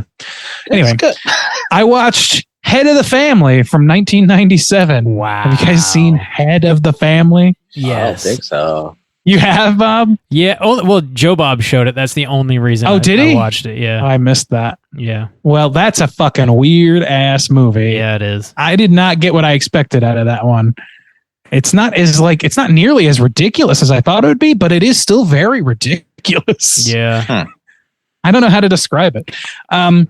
So yeah, I don't know. I watched Watcher, which I know you guys have watched. You did a mini cast about it, and I thought that was pretty good. Not earth-shatteringly good, but good.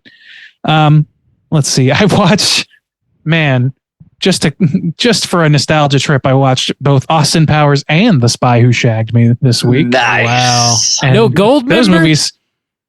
I mean, give it time.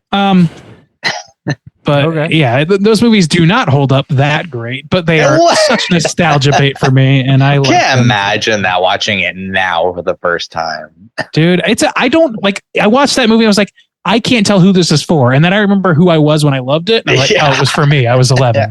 Yeah, exactly. I was 11, and it felt like I was breaking rules by watching this dude drink a mug full of shit, and calling it very nutty. Yeah. And then I mentioned shit, so possibly cackling for that's right up Bob's alley there. I also watched a movie, a Netflix film, or a movie released on Netflix anyway, called The Incantation, or Just Incantation maybe. And it's a Taiwanese found footage horror that is apparently the highest grossing horror, or highest grossing maybe movie. I don't know if it's horror movie or just movie from Taiwan. Oh, wow. And it's pretty fun. Like I said earlier, I'm a mark for found footage, and that one hit me pretty good. You know, it's not perfect. It's one of the it struggles on immersion a little bit, which is weird that I still like it because that's my favorite thing about found footage. But I still liked it quite a bit. I thought it was kind of unseen in the genre before, I guess, in a lot of ways. I once kicking them out this year, huh? I guess. And then let's see. I watched Alligator with Robert Forster, and buddy, I should not have slept on that movie so long. I always had this good feeling about watching that movie, and I never fucking did, and I missed out because that is just an insane fucking trip. If you watch that shit while you are smoking, buddy, Nice. you have no fucking idea where you're going. That makes sense. I was gonna say I watched that this year too for the first time, and I did not love it that much. But I was very sober. Well, Dude, that's your mistake. I don't know You why. gotta live life There's different. there's some like interesting fucking camera work, and there's some like really artsy shit going on in that movie, and then it shows like fucking Cheswick from One Flew Over the Cuckoo's Nest get eaten by an alligator, and that's it. Like, or like a really silly shot of a gator bursting out of the streets or whatever. Yeah. But then it'll have like really like, I'm like, oh my god, did David Lynch co-direct this? What is happening? And Robert Forster's in it, so that only added to that feeling. Last but not least, I watched Barbarian in theaters, and that was a pretty fun watch. I'll leave it at that. I don't know for sure if we'll get to it this year or not, but if we do, I want to save it. Other than that, let's see. Yeah, that's about it. Juice, what you been watching? I have been watching a ton of things since it's been so long. I have been watching a lot of Treehouse of Horror. So it's my goal this year to kind of watch all of them. So I'm watching at least one a day, usually like with lunch. And you know, they're pretty short, 20, 23 minutes. So, roller coaster ride on that one. So I specifically started with the ones like, so this year we'll be getting up to 10, with our, annual review. So I started after that. So I started with 11, and now I think I've only got about 5 left until the ending. And then I'll go back and watch the OG 10 as well.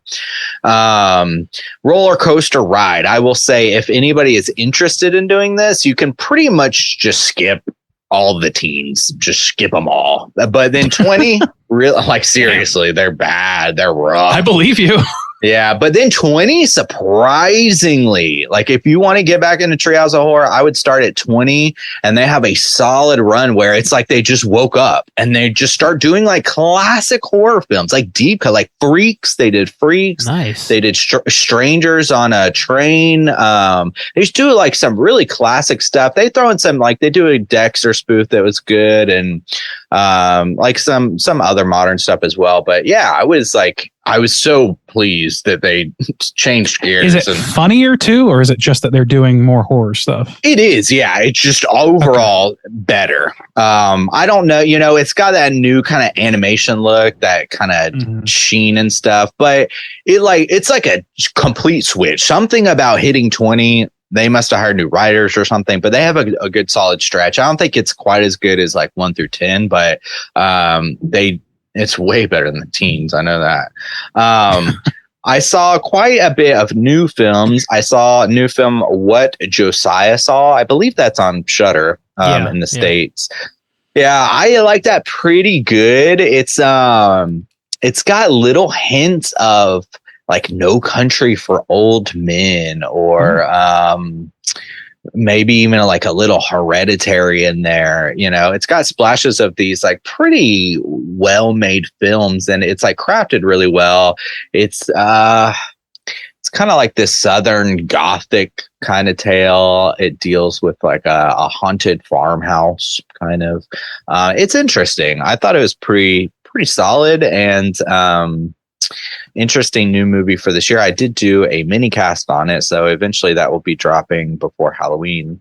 I watched The Glorious, which we've talked about, The Haunted Glory Hole, which will have a mini cast dropping this Friday, but I thought that was solid. That dropped last Friday. It's already out. Oh, that dropped last Friday. That's right. So much to keep track of. That's right. Yeah. I know. So yeah, I thought it's a bit of a black comedy in a way. But yeah, it's interesting. J.K. Simmons, I think, is one of the biggest appeals of that film. I watched Sleepy Hollow 1949, the animated version. Nice. And I haven't seen that in a while. And man, Ichabod Crane, man, he's macking. He's a cooter. Yeah, he's strolling in there, and he's smoozing all the ladies and like getting fed up in there, but then he tosses them away for this, good looking lady. I don't know. It was interesting. 1949. Wow. That is a long time ago. I watched Frankenweenie for the first time. So I'd never seen that before. Yeah. The short or the film? The film. So from like 2012. That's from like 1912. No, 2012. 1912. I had never seen that before. Pretty solid, pretty good. Got that Tim Burton look.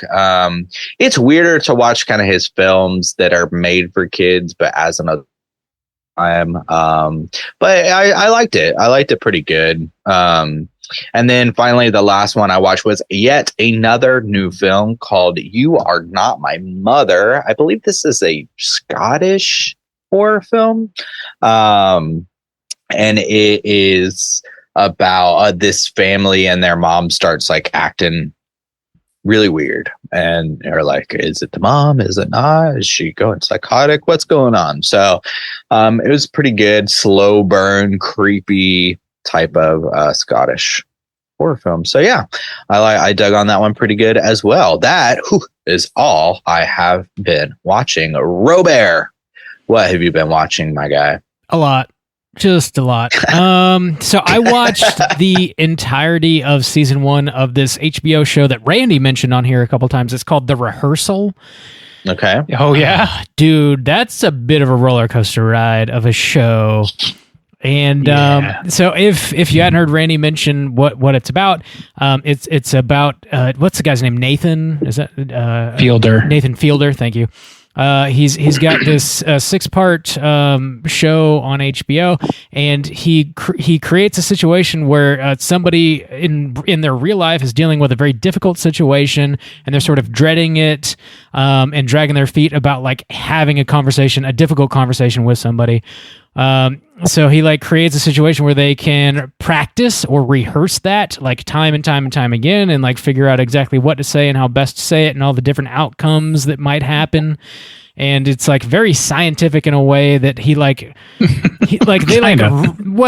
starts off that way. They like rebuild like the exact place the conversation is going to happen in. They find actors that like sort of study the person you're going to be talking with, and they like act it out with you. I don't know. That's how the show starts, and then it sort of takes a pivot where like he gets a little more involved in like living out one of his sort of personal rehearsals, and then like certain things happen where like maybe it doesn't go quite as planned, and he has to pivot again. It's like almost impossible to like completely describe what the show it evolves. Damn, these people are confusing. It just keeps evolving, man. And it's like, I will say, like at the end of the first episode, I was like pretty damn intrigued. I was like, okay, let's see like where this is gonna go. You think each episode's gonna be sort of like a one-off situation, and that's definitely not how the show ends up at all. And it's ultimately I don't think I like it very much. Oh, really? Yeah. Like I liked it quite a bit, and then I was like very intrigued as it was pivoting, and then ultimately when it concluded, I was like, I don't like this dude and the things that he's doing to these people. Like, I don't know. It's hard to like talk about fully without spoiling. It's intriguing as shit, though. I will say that. Never seen anything like it before, and I guess it's going to get another season. From what I see. Yes. Interesting. So that's a really weird There's a lot. Actually, there's quite a bit of debate over the morality of the show that happened like immediately afterwards. Don't really like it is because of those aspects of the show. It's just like not cool. I like it. I definitely do like it, but also I can like it's because it edges so close to things that would be catastrophic. But yeah, there's definitely some. It's kind of like the fact that we feel conflicted about it is sort of the point. So I have to give it that. You know? Yeah, he's sort of like. I mean, it's scientific in a way that like he sets up this situation and like repeats it while like augmenting it to try and dial it in. And it seems like the more he dials it in, the worse the outcome becomes. So he just like throws himself into it, and it's like, oh my god, it's just weird, man. It's a weird ass movie. It's a weird ass thing. Yeah. I watched a lot of other shit. So Training Day, I watched that for the first time ever. I'd never seen that before. Denzel Washington and of course our boy Kevin Bacon, right? Right. Our boy. Anybody, right? It's a fun ass ride. It's like a 2-hour long cop drama. Ethan Hawke is like on his first day on the job. He gets paired up. Yeah. Oh, that was the joke. That was the joke. I've never seen the movie, so I didn't know you were joking. Okay. Ethan Hawke is actually Kevin Bacon is not. Okay.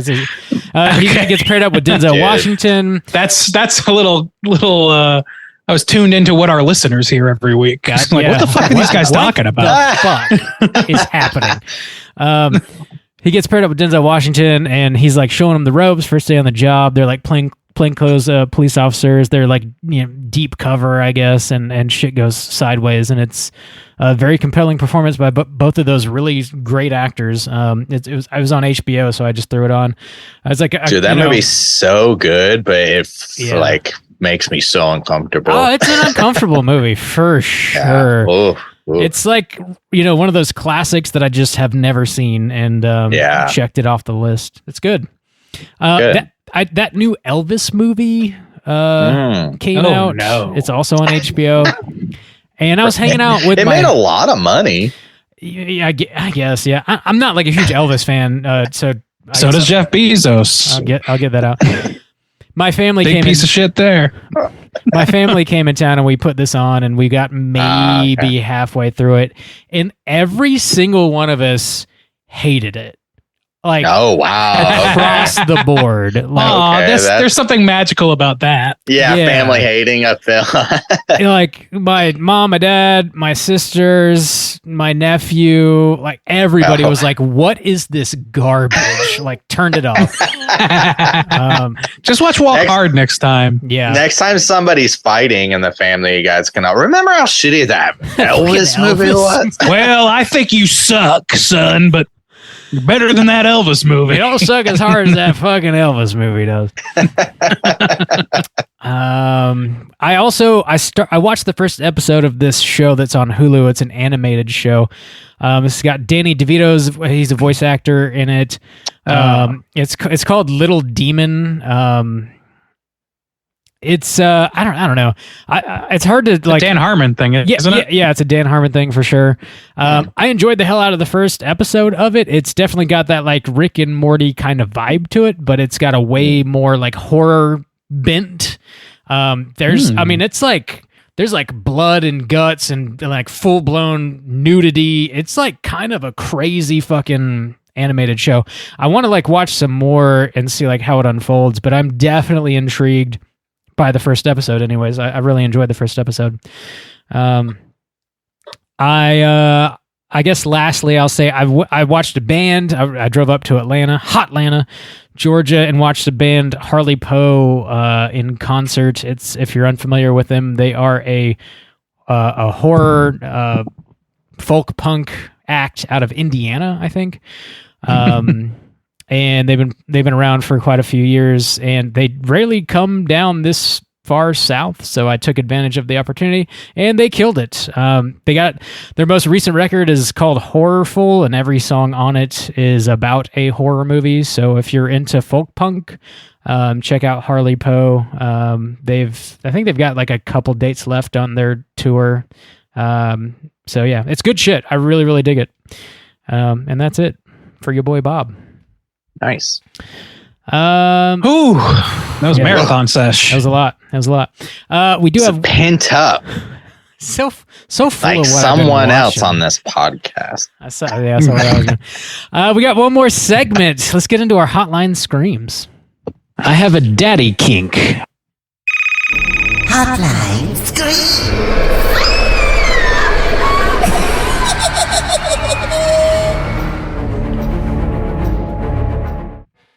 If you are listening and would like to call in and leave a voicemail to be featured on next week's show, hit us up at 904-638-3231. We got 3 voicemails this week. First up, we're going to hear from Chris. Let's check it out. Hey, Straight Chillin' crew. This is Chris in Louisiana, a.k.a. Supreme Leader Vladimir Putin. Anyways, I was listening to the episode, Hotline Screams. Heidelberg just called in about his ass-to-ass bachelor party story, and I didn't have one to top it, but I had a bachelor party story that I wanted to relay also. Probably the craziest night of my life, and true fact, the only bachelor party I've ever been to. So, the friend's house, 3 brothers, and we party over there probably every weekend. One of the guys in the group was getting married, so they naturally throw the bachelor party at this guy's house. Or at the 3 brothers' house.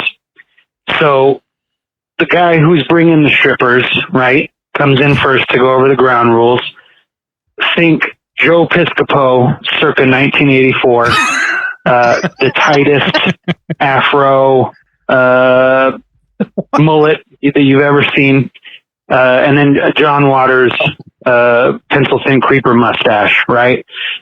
The half-button shirt, perfectly coiffed chest hair, thin gold necklace just laying right on top of the chest hair. Just a creepy guy. So when he sees that we have a keg, he asks if he can have some of the beer. And we tell him, yeah. So he goes out to the van, gets an empty Gatorade bottle, and then for the duration while the entertainment is there, he's filling up, his Gatorade bottle with our beer. So he brings in the ladies. Oh, first, before the ladies come in, he's negotiating about the lighting situation. He wants all the lights off, just real dim lighting. So it gets kind of heated. The person who procured the entertainment, insists that the full light effect is on, full lights. They meet middle ground. Once the ladies come in, we quickly discover why he wanted the lights off. The 2 women that were there to provide the entertainment had the thickest, largest C-section scars I've ever seen in my entire life, which is perfectly fine. I thought they were very, very attractive. Anyways, so after a couple of hours of fun and games and stuff, it comes out that one of the girls, this is her first night ever doing bachelor parties. She's drinking also, so she decides to let the bouncer know that she will provide hand jobs for $10 a pop to anybody interested. So she's in the bathroom. There's a full hallway full of just animals, drunk animals waiting to get their hand jobs.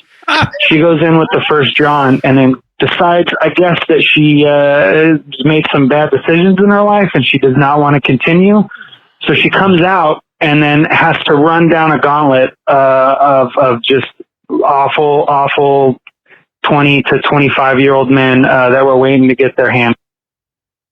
That's where it cuts off, and I don't know if that wrapped up better than it left off, but Jesus Christ. Whoa, that was an up and down. Well, no, I guess just a down story. Just up and then down. It kept going down. It was like a roller coaster. It built up and then it just plummeted. Very interesting that you met a base level Cooter. Like just the that man base sounds set. ridiculous. Yes, I'm very interested in him. I extremely particularly sad loved about the rest of that story. Filling up the Gatorade. Chugging It's like, beer out of the I'm sure they had some cups or solo cups or something at a bachelor party. I'm still trying to figure out what an afro mullet is. It's like real What tight, is that? tight curls on the top, and then it just cascades down. And then just your like neck. straight. Whoa. What? Oh yeah. Oh, yeah, that's the Okay. look. Pencil thin mustache. Dude, It's John kinda like Waters a- mustache with Whoa. that? What? Damn. What? That's a character. That's Yeah, a character. I wouldn't want that That's dude a in character. my house. Damn. Boys. Also, Damn, the rest of that story was a huge bummer. Yeah, So- that is depressing, and Whoa. I hope that young lady is doing well somewhere. Yeah. That's why we don't hire strippers for our bachelor Dude, yeah, parties. we just have good Honestly, yes, that old-fashioned is. fun. It's like- yeah. Like, that is not my shit. I'm sure it makes for an unforgettable night, but not necessarily an enjoyable one. Right, yeah. Like, so you might want to forget. You might want to, yeah. Regardless, thanks for calling in, Chris. Thanks for sharing your story, man. Hope you're doing well. Next up, we're going to hear from Leslie. Let's give it a whirl. Hey guys, this is Leslie over here in Bend, Oregon, home of the last Blockbuster. I've never been in it, but I've been to the Papa Murphy to it. Anyway, so calling to say hey to you guys and listening loyally, and I love your podcast. So I'm just getting back on the. Let's see. There's two things I was going to say. One thing about my husband's not into horror, which is really sucks, but I tried to get him into it. My big mistake was one of the first ones we watched was The Lighthouse, which was super strange, and I didn't really care for it, and he really didn't care for it. So I'm kind of back at square one now, working on that. But and let's see, then your friend, that one gal that called in was talking about taking care of her friend's diabetic cat. And my daughter had a diabetic cat, and I had given her shots before and everything. And my daughter and her boyfriend went to the horror nights a couple of years ago down in California and left the cat with me. I came into Portland to babysit the cat, and the cat got really sick and went to the vet and died. And it was terrible. It was terrible because I was with her, and it was awful. Anyway, yeah, it was bad. But anyhow, so happy spooky season, you guys. All right, talk to you later. And happy spooky season. So just worst nightmare. Dude, Yeah, seriously, you literally- seriously, that would be it. That's, or one of that's them. really sad. That's really sad. Yeah, That's that fucking, really man. sucks. Man, we gotta do the anti-bummer prompt this week. I will. Going back though to Chris's story, I will say you told that story really well, my guy. Yeah. I was like both did. waiting for it. Yeah, good job. I'll tell you what, man. I didn't spend a lot of time in Bend. I mostly just passed through and stopped at the Blockbuster for like 20 minutes. Yeah, And then kept going. Had a schedule to keep. But I love that part of the country. So good on you. That's a fucking God. That's a beautiful place. So you got that going anyway. That cat or not. Yeah. Shit happens. I mean, that's tough. And thank you for the nice words too. Yeah, especially when you know it's a sick cat, but still, like having that responsibility is, oof, it's tough. It's tough. You never want to be the face of somebody's pet dying. Like that's just it's a horrifying position to find yourself in. And I'm sure, like, you know, it's.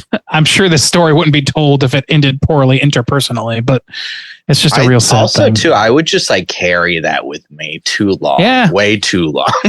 Yeah. Like I just feel so bad for so long. There's only so much you can do, but yeah, it's regardless of the logistical realities of the situation, you would, I would hang on to that shit too.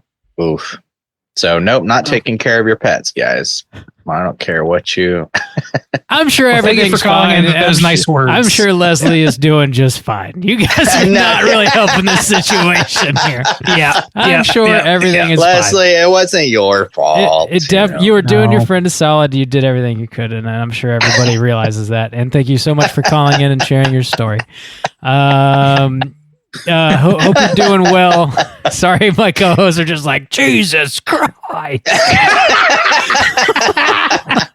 Oh, I do such a thing. What a monster. I was not the implication into life. No. No, We're just talking about how soft we both are. We just soft. We're just That's all. Softy boys. Damn. We're just soft boys. Bob, you have set yourself Pillowy up for soft. so many clips today. Oh shit! Everything I do needs to be recorded. So that I can be blackmailed with it later. Leslie, thank you for calling in. We got plenty of material for that. Hope you're doing well for sure. We're all fucked on that regard. Happy spooky season. Glad you're enjoying the show. We got one more voicemail here. We're gonna hear from our boy Hugh. And actually, this is a good time to remind everybody here.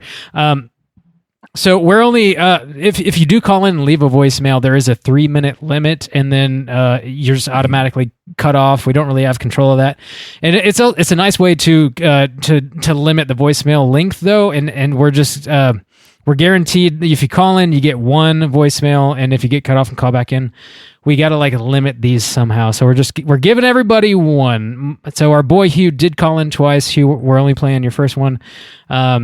But I feel like we haven't said that in quite a while, so that's not on anybody but us. Just a friendly reminder that you do have a 3-minute limit on these. So yeah, we fought Bob on this, but you can't fight City Hall. Oh yeah, for sure. That's how it went down. Iron Fist and Bob, per usual. Hugh called in last week, and he is returning again this week. Let's hear what Hugh has to Big say. hit on the Slack. Yeah, Hugh for was sure. a huge hit on the Slack Killing channel. it. Here we go. Yeah, this is Hugh again. I called last week, the new guide to horror, and you guys were curious on how I found the podcast. I got the podcast name off the back of a box of cereal I bought. I think they were called Sugar Yabos. The cereal's pretty good. I'd give it a 4.5 stars, and then of course you got to give it a half star for the Yabos, so that makes it a 5. So yeah, they're pretty good.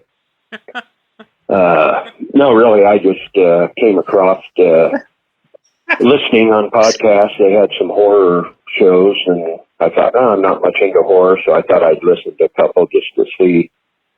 And the first few I tried listening to, the first guy thought he was the funniest guy in the room, and he had to prove it every time he talked about something. And then the second podcast I listened to, they were they had to show that they were the smartest people in the room.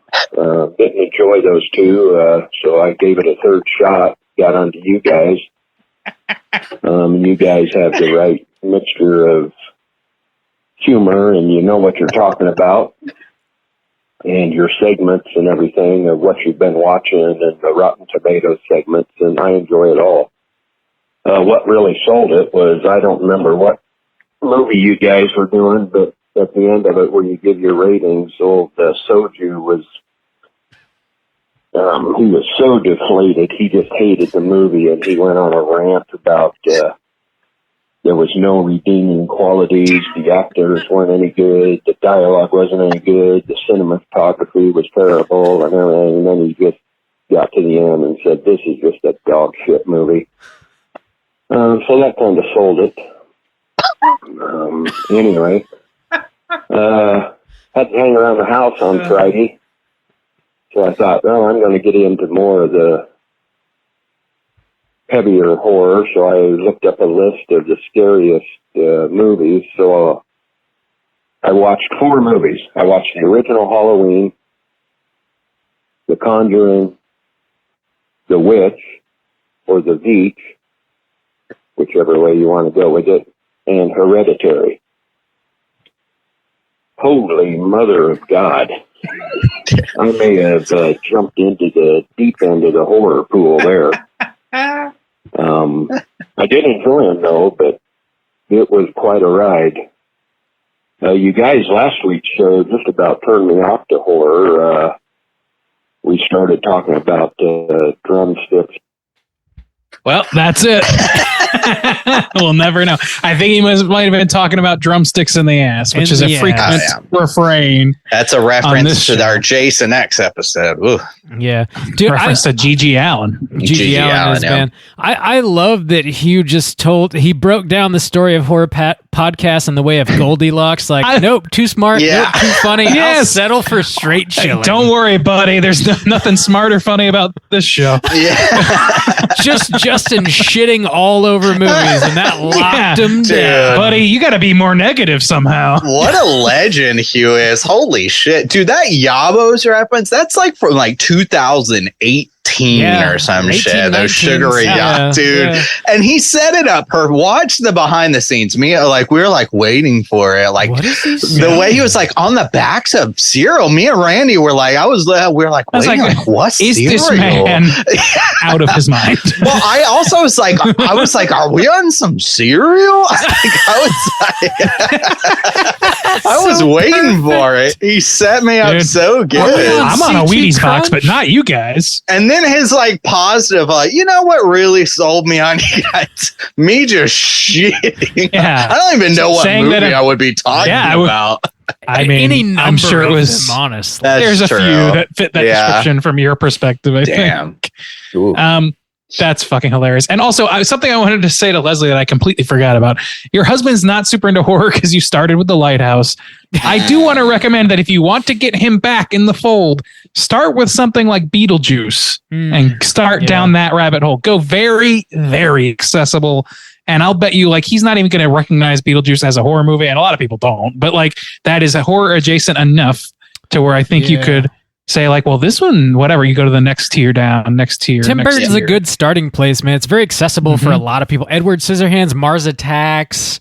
Yeah. It's definitely a good starting place. Yeah. Good call. I actually was going to bring up too. I'm glad you brought that back up because I had the thought and we just got lost in our conversation. But like a grown. Sometimes we talked about getting kids in horror, and we kind of burden and going that way. But I think for like a grown adult who, you know, might be interested somewhat in film, but not specifically horror, I think it's a great way to start off with the horror comedies, you know, to introduce that flavor of horror. Like, so Shaun of the Dead, you know, go Shaun of the Dead, get him laughing, but, you know, in that realm of horror. And then there's some really good horror comedies out there. Throw a couple of those on for a little bit, and then, you know, kind of test the waters with something. Actually, maybe Shaun is a great call because then you have the benefit of being like, well, if you want to understand this reference or that reference, we could watch some Romero movies or whatever else. Yeah. Good shit. So that would be my way to convince, you know, an adult to kind of. Well, that's a good prompt actually for next week if we want to use that. Like if you were to introduce a friend of yours who had never touched horror, was afraid to touch horror, where would your starting point be? How would you ease an adult person into horror? What would be your first, say 1 to 3 movies? If it sounds like Hugh is doing that for himself right now, and he jumped into the deep motherfucking end, son.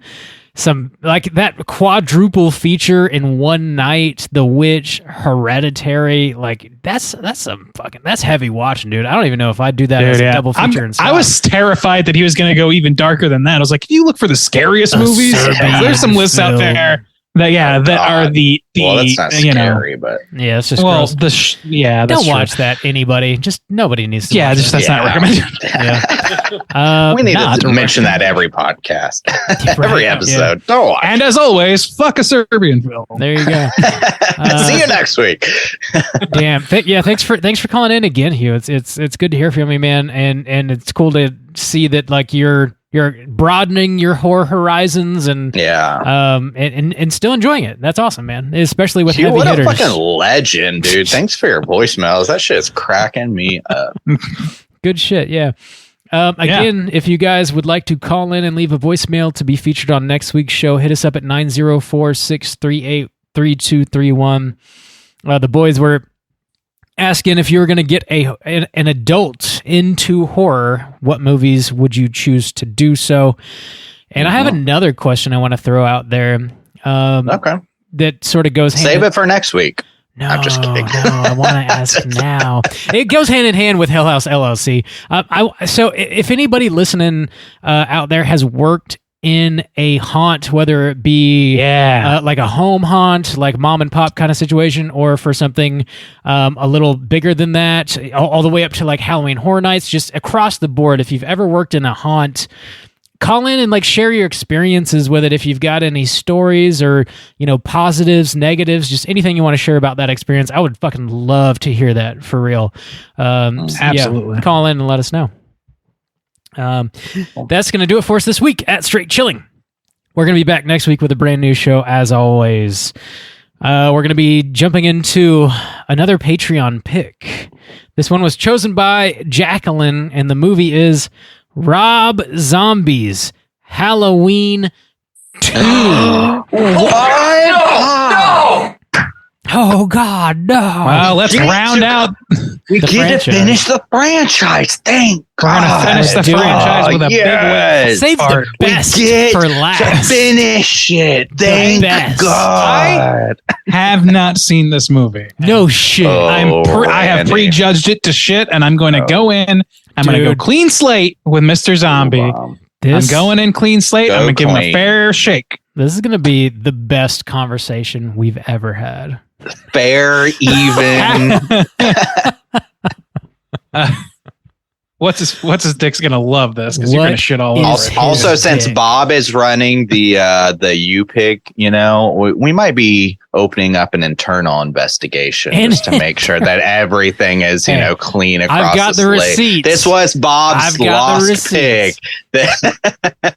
that lost the poll pick last month. Surprisingly, Fuck gets covered you. this month. Wow, what a Oh, weird yes. coincidence! What I've a got crazy ghost surprise! account that's just Jacqueline, and I'm pretending to be a person that is like Bob, very Bob's- active in Bob our just Slack. held the last Bob's gone to spot. great lengths. He started a podcast with a female voice. He's started teaching children at a school just to have stories. No, to tell. Bob collaborated. He just held on to I that have last a fight. full Jack, family, slide in husband here, and several children. I have a I am dedicated Several illegits just to covering support Halloween 2, this Rob franchise Zombie's closing Halloween 2. episode. just so we could cover the whole. I'll stop at nothing. So watch You Rob Zombie's monster. Halloween 2 if you so dare, and get ready for next week's show. Until then, please rate, review, and subscribe to us on iTunes. You can follow us on Twitter at STR8_chilling, on Instagram at Straight Chilling Podcast. You can send an email to our website, straightchillingpodcast@gmail.com.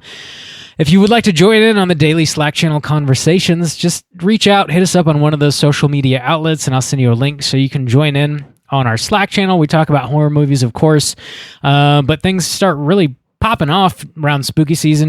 We share like recipes, we talk about video games, whatever's going on in the news, just general conversations, life stuff. It's awesome. It's good shit. And until next week, that's all we got. Everybody, please keep chilling. We got a winner.